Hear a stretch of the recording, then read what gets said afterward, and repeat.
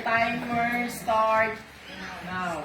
1 Thessalonians 5:16, rejoice always. 1 Thessalonians 5:17, pray without ceasing. 1 Thessalonians 5:18, give thanks always. 1 Thessalonians 5:19, do not quench. 1 Thessalonians 5:20, do not despise. 1 Thessalonians 5:21, test all things. 1 Thessalonians 5:22, abstain from evil. 1 John 4:8, God is love. John 11:35, Jesus wept. Proverbs chapter 3, verse 5. Trust in the Lord with all your heart and lean not on your own understanding. Nehemiah chapter 8, verse 10. The joy of the Lord is your strength. Joshua chapter 1, verse 9. Be strong and courageous. First, Psalms 119 verse 165. Great peace have those who love your Lord and nothing can make them stumble. Proverbs chapter 12 verse 20. Deceit is in the heart, but those who plot evil, but those who promote peace have joy. Romans 12:12, rejoicing in hope.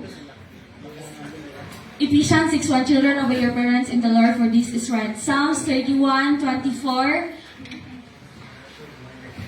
Psalms 31:24, be strong and take heart, all you who hope in the Lord. Isaiah 40:31, but those who hope in the Lord will renew their strength. Psalms 46:1. When I am weak, then I am strong.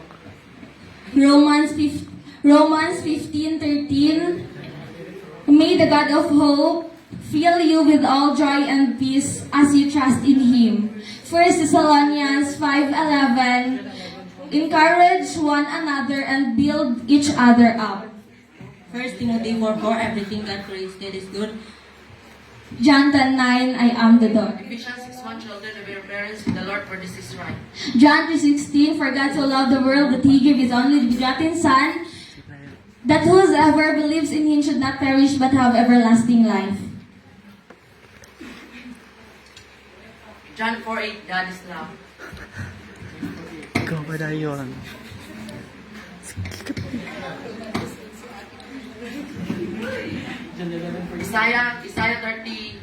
Isaiah chapter 30 verse 5. In quietness and trust, It's your strength. is your strength. Isaiah chapter 13 verse 3. I will keep in perfect peace have those who might are steadfast because they trust in you.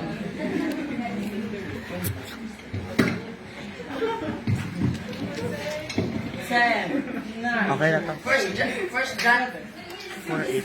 5, 4, 3, 2, 1. Ah!